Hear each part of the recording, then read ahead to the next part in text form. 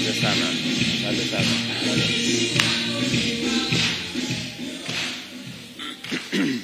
Thank you very much. Please, let's take our seats.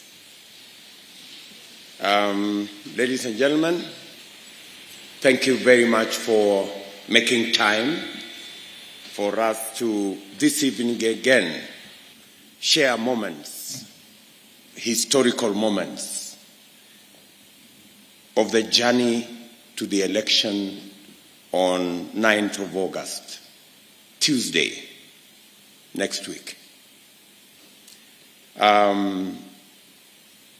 I apologize, my voice is not the usual one because of what's going on.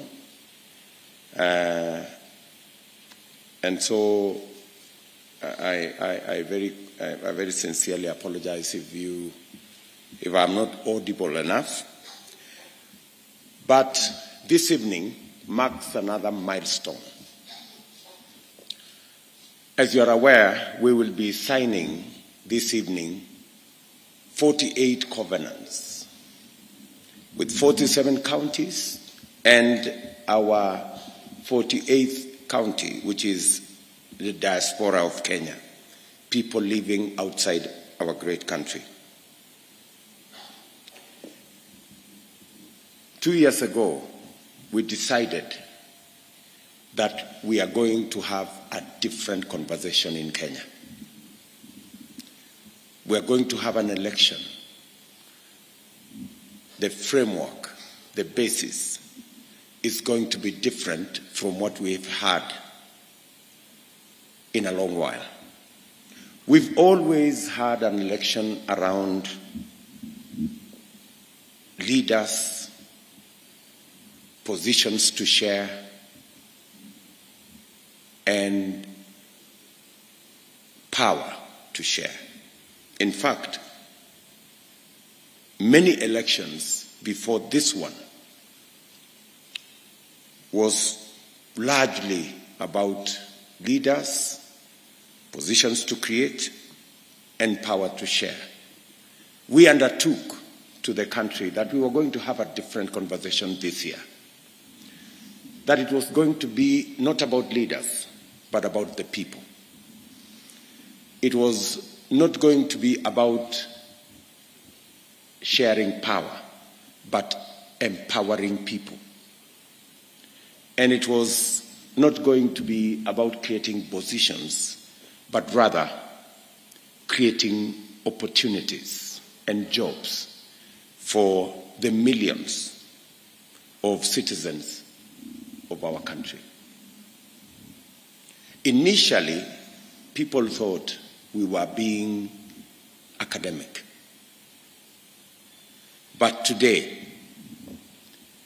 Kenya is a witness that this election has been about the economy.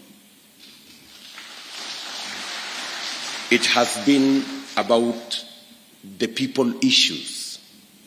It's been about how to create opportunities. How to create opportunities in agriculture, how to create opportunities in our enterprise, how to create opportunities in our agriculture, how to create opportunities for millions of young and ordinary Kenyans. Good people, I stand here this evening very proud that at least we have changed the conversation in our country.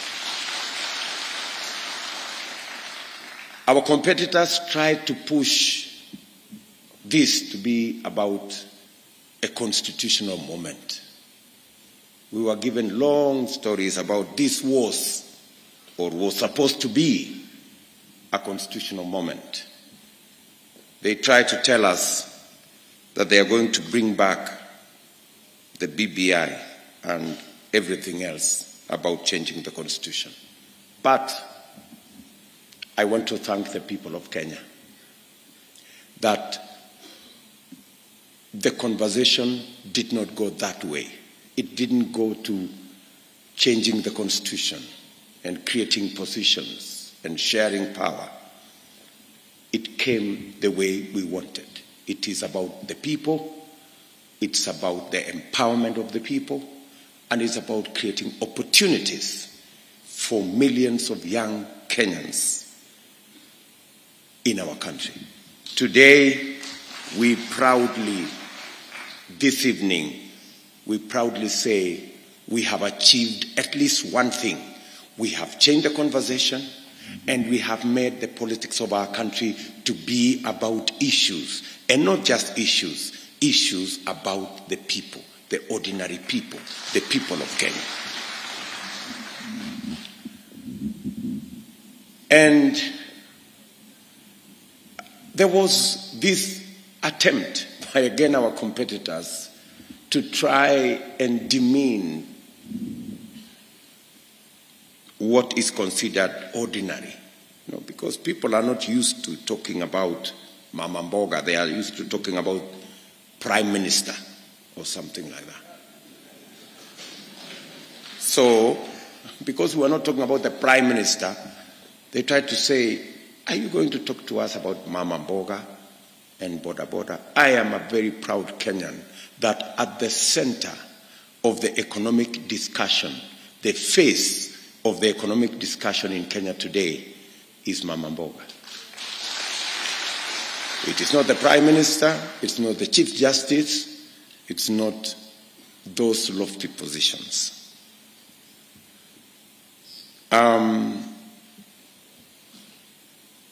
And it has been a journey that has awakened many Kenyans. Today, people proudly say, I am Mama Mboga. It used to be that being a Mama Mboga was not a very fashionable thing. But we are saying we need to rediscover enterprise, hard work,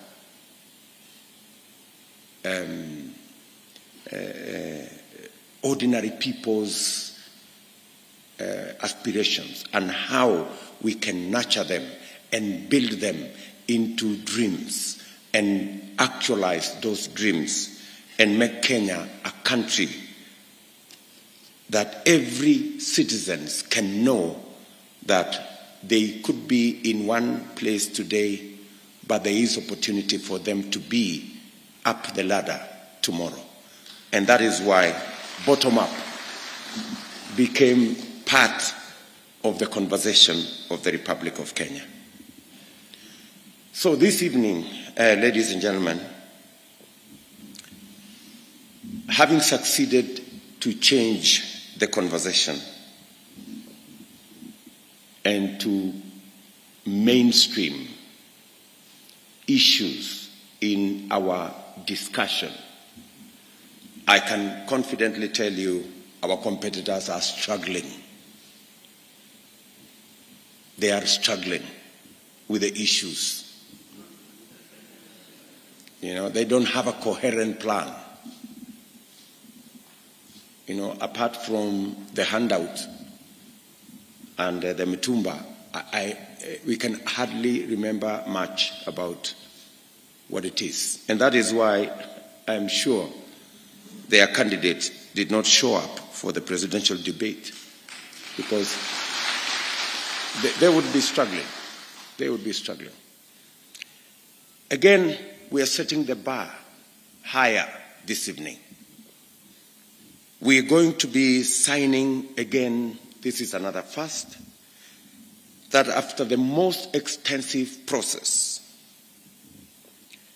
we now have 48 covenants with the people that I will be signing on behalf of the Kenya Kwanza team. People from these covenants we are going to sign here this evening, the people of Kenya will have in their hands a performance contract that they will use to evaluate our performance.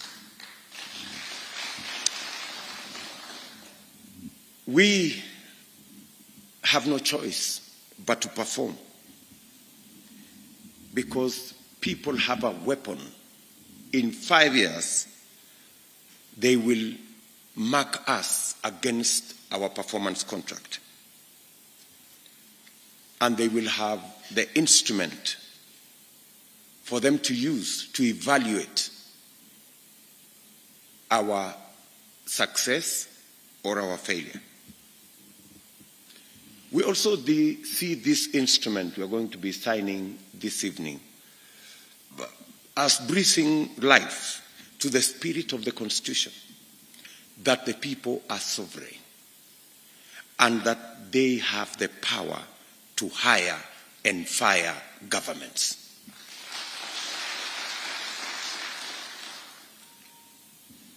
Of course, this process is also the bedrock of our bottom-up economic model. And it is a transformation model, not just about the economy, but about the way we do public business. I am very confident that this evening, as we sign these charters, we will remind ourselves of the journey. How did we get to the charters? How did we get here? I want to say that this journey is a culmination of the most extensive participatory development of an election platform in the history of Kenya. An election platform has never been done this way before. It's always been a few people in some boardroom agreeing on good English and fashioning lofty ideas. But I want to say this process has even made me understand people issues better than I ever understood them. As we all remember, we pitched tent in all our counties with my colleagues. We went around Kenya in every county, and we have engaged with close to 100,000 Kenyans in the last 1.5 years.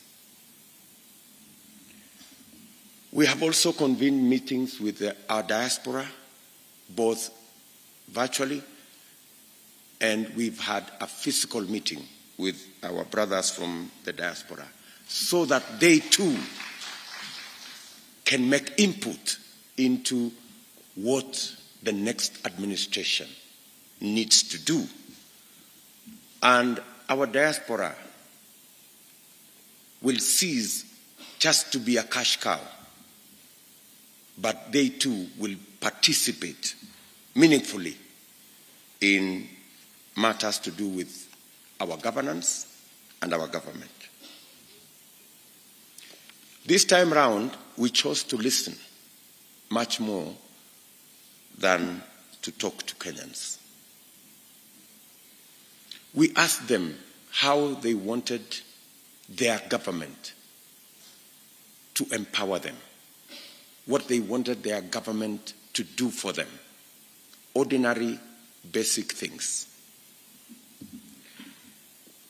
We spent time to listen to practical proposals from ordinary people, and it was amazing how Kenyans from all walks of life understood their issues, and they had practical proposals on how the challenges they faced in their businesses, in their day-to-day work, they had credible, serious, practical proposals on how they thought this could be solved.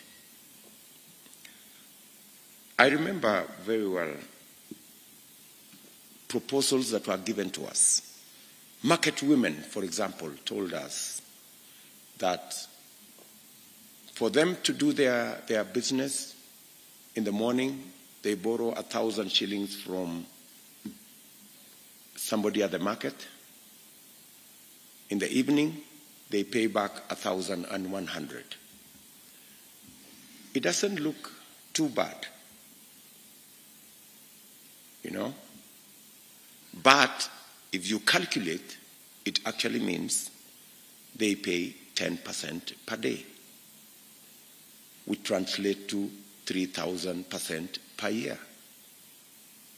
That's how serious access to credit is. It may look small because it's 1,000 shillings, but we have close to 10 million Kenyans in that space of the micro and small enterprise. If all of them are accessing credit at 10% per day, then it tells you they pay huge amounts of money, which would otherwise have gone to them improving their lot. So access to credit is a big thing. It's a very big thing. And these are lessons that we learned as we talked to the people of Kenya. And that is why we have decided that access to credit is going to be one of our very big programs, because we have close to 10 million Kenyans on the micro, small, and medium enterprise space. These are people who are making 1,000, 100, maybe 200, maybe 300 on a good day. And sometimes they lose everything. They make nothing. They lose everything because the system is rigged against them. And that is why we have made a commitment to the people of Kenya, understanding, listening to ordinary Kenyans, that we will prioritize making sure that ordinary business people have access to a place to do business. Even if it is a simple stall, even if it is a simple corner, organized, licensed, so that every hustle can count. We've made a commitment that the law is going to protect everybody's business. And we have made a commitment that we are going to have a 50 billion shilling hustler fund that will make it possible for the people who are accessing credit at 10% per day to access credit at 5% per year. That is the world of a difference that we want to make in the lives of ordinary people. And believe you me, just with a change in access to credit, these Kenyans in the micro and small enterprise space will actually increase their earnings to 500, maybe 700 shillings a day, just by reorganizing that space. And I remember very vividly when we went to Kitale, and I was with my brothers who were sitting in the auditorium here. A Mama Florence Makoha, I remember, I think you remember, in Trans Nzoia, who operates in a small shopping center called Kachipora. And she talked to us passionately about the challenges they go through. Most of the time they are operating by the roadside, and rain is a big challenge. The sun is equally a very big challenge. Yet they pay fees to the county government. And of course they have no access to any credit. They are paying the 10% per day. So that system works against Florence Makoga and the entire of the many other Florences across the country. And that is why we have made a commitment that Florence and her team and the people who share in the business that they do will have access to credit. They will have a roof where they are going to do their business, and there will be a law to protect their business.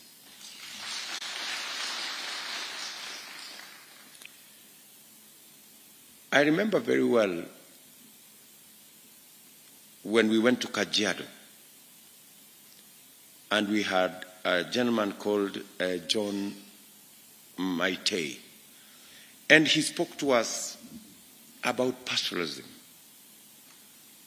Many of you wonder, we still get, by the way, the cheapest meat anywhere in the world in Kenya, because we have the third largest stock of livestock in this continent.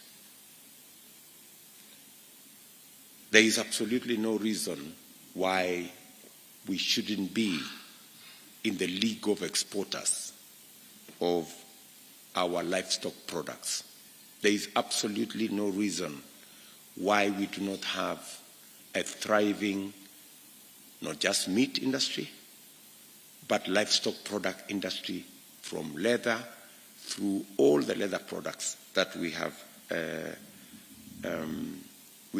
in that value chain.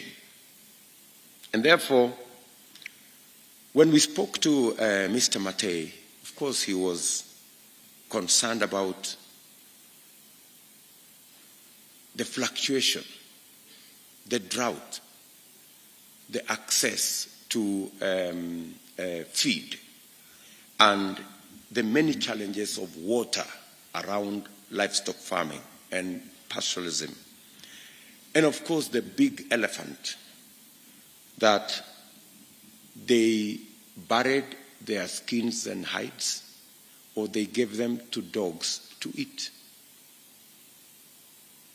While we buy 22 million pairs of shoes every year into Kenya, using skins and hides of other people's cows and livestock. And that is why we made a commitment to Matei and many other pastoralist Kenyans that we not only are going to develop the livestock space, but we are going to use their hides and skins. We're going to provide a value chain that will ensure that drought will not decimate their livestock.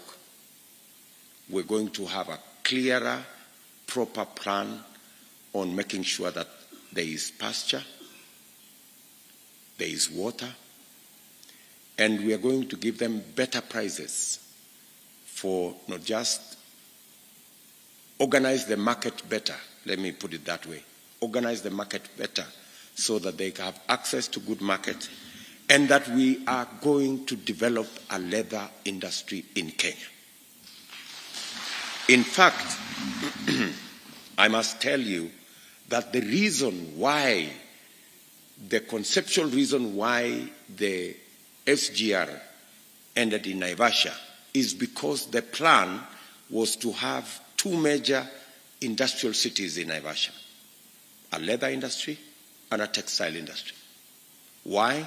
Because we have power from geothermal, and we have steam from geothermal that is readily available in Naivasha.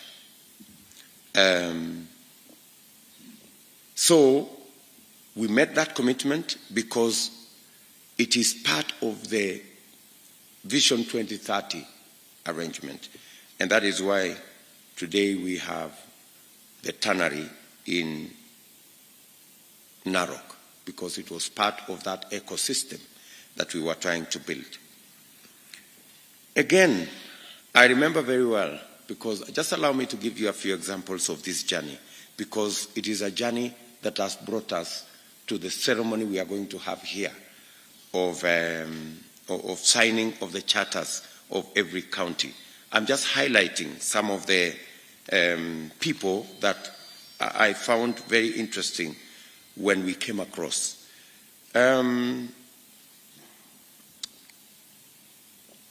Mr. Alexander Kumingoi in Bomet talked to us about dairy, and he talked to us about the unpredictable market prices, lower bonuses, and in fact he was both a dairy and a tea farmer, so he kept on switching from dairy to tea. And he was very passionate about why are we selling our tea raw. He talked to us about the fluctuating prices at the tea auction, lower bonuses every year. He talked about the lack of value addition. And that is why we have made a commitment as Kenya Kwanza that we're going to move our value addition of tea and coffee from 5%, we want to try 50% in the first 5 years. Through value addition, we can put more money in the pockets of our farmers. We can guarantee, and believe you me, there are people, in fact, I have already engaged some of them in Kenya. They are doing value addition of tea in Rwanda because we have a challenge in Kenya. We have made a commitment to the investors who want to work with us in that area and to the farmers on the other end that value addition of our tea, of our coffee is going to be central to our plan because it not only creates value, but it also creates a sure market for our products and makes our farmers earn more than what they are earning at the moment.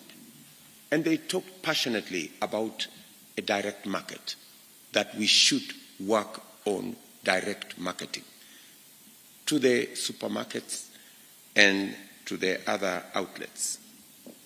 I remember Mr. Kidinji, I think his other name was Njuki, from Nyeri, and another gentleman called Dennis from Tharaka-Nithi. And they were presenting to us about coffee and that whole space, how the market was unreliable, again, value addition.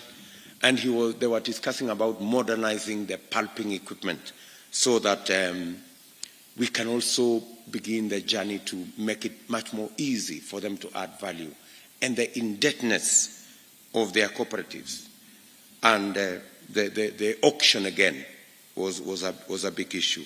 And that is what we listened to in Meru, we listened to in Embu, Murang'a, Kericho, Bungoma, Kirinyaga, Kisii, Makueni, and many other counties who grow coffee and tea. And we have made a commitment that 3 things. Number 1, we're going to make it much more easy for our farmers to increase their productivity by making it possible for them to access quality, reliable, subsidized fertilizer. We have also made a commitment that we are going to make sure that there is capital for them, affordable capital, so that they can be able to do to increase their productivity. And we have also agreed with them that we are going to improve on the value chain so that we do more value addition and we do more of making sure that farmers have access to the market, devoid of the usual cartels that act as middlemen, and farmers are always holding the short end of the stick all the time.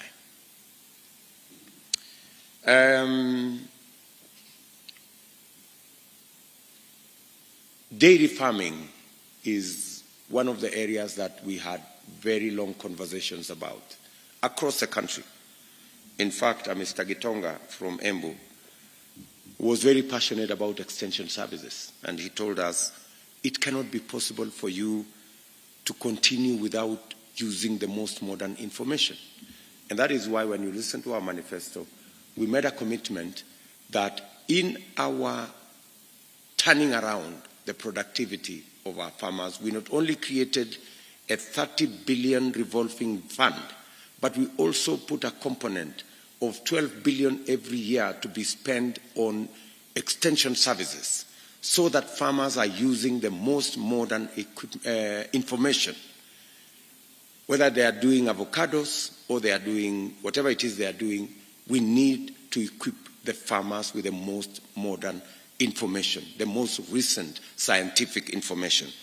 Mr. Gitonga was very passionate about that. And he is part of the reason why we have the Extension Service program in our manifesto. A lady called Jacqueline Samante, you remember we were in Kajiado, and she was asking about prices, that prices fluctuate from, they are not sure how much they're going to sell their next produce. And we committed to them that for us to make it easier for them to negotiate good prices, that we are going to have a program of milk coolers around the country so that farmers can have access to storage. They don't have to sell their milk the same day they have produced. They can have some lead time for them to make sure that they not only lose the quality of the milk, but they are also guaranteed of the correct prices. Of course, they talk to us about water again for livestock. They also talk to us about access to credit because animal feed, sometimes they have challenges in buying animal feed. And so we listen to them. And that is why we have put in our manifesto that we are going to not only have credit for SMEs, but we are also going to make sure that there is affordable credit for all our farmers. And we are going to work around the farmer organizations that are there now, that we're going to organize our farmers better. We're going to build more cooperatives. We're going to make sure that farmer organizations become the fulcrum of access to financing, access to farm inputs, so that we can buy in bulk, we can use the economies of scale, and we can monitor the use of subsidized fertilizer and subsidized farm inputs better. I also remember when we went to Siaya, and went to Kisumu actually, and we had a meeting of both Kisumu and Siaya. We were discussing about fishing, and the big issue was fishing equipment, number one, storage, number two, value addition, number three. And Bernard Odinga, a very passionate Kenyan, discussed, and they were very unamused about the fact that fish from China found its way all the way to Kisumu. And they couldn't take that. So, again, they discussed with us about the territorial conflict between our neighboring countries and how we need to diplomatically begin to bring that home. And lack of fishing processing plants and that kind of thing. So again, ladies and gentlemen, I am very happy this evening that many of the things raised in every county have been captured. The issues have been captured in every charter. And we have made a commitment in every issue that was raised. We have documented, we have made a commitment on what this administration will do, and that will be available to the people so that the people can judge us against what they told us and the commitments we have made. Finally, we had an engagement with the diaspora. It's not finally, but just for this evening. We had an engagement with the diaspora. And they raised issues of concern that for them, it just looked like between us and them was a commercial transaction on us using their money. These are people who raise 420 billion shillings and send it to Kenya. Hard-earned money people who work sometimes 20 hours a day to be able to earn this money. And because of that, we made a commitment that to sort out their issues, we're going to have a diaspora ministry, a commitment we intend to keep, so that the many issues that concern our people in the diaspora are sorted out.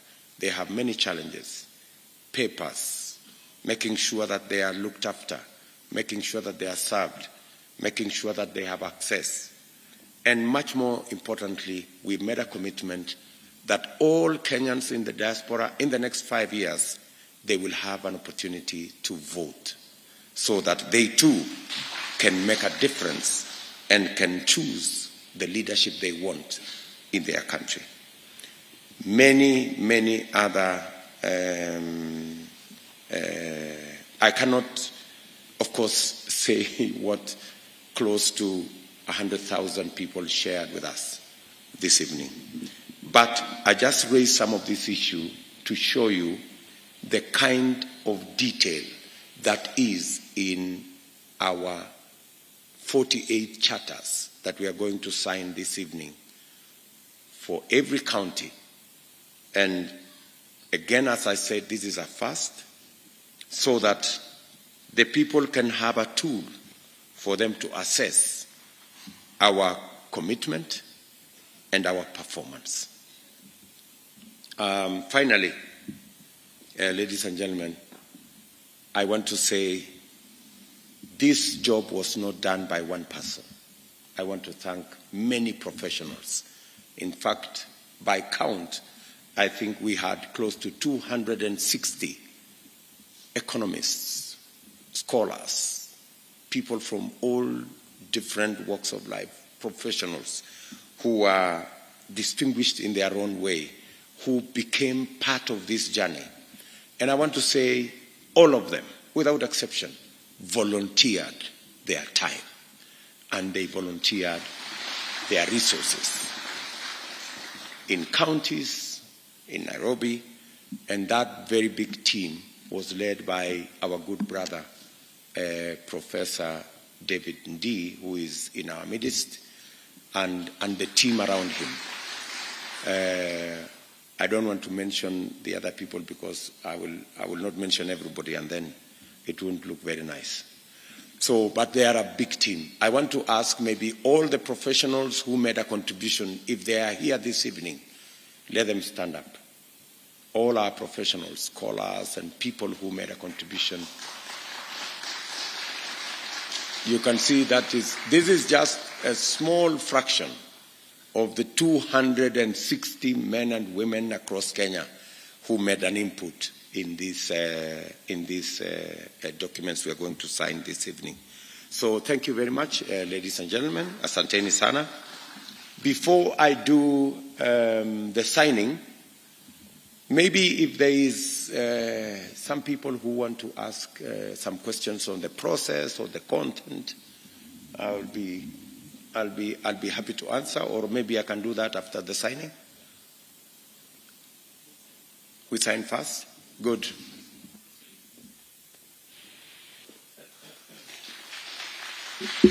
Thank you very much, Your Excellency.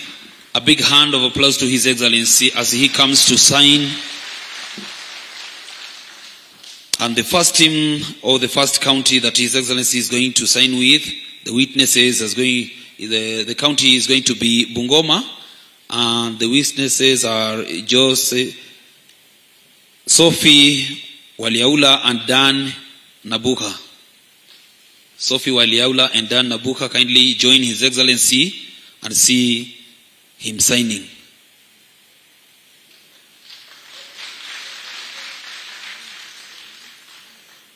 That is Bungoma County.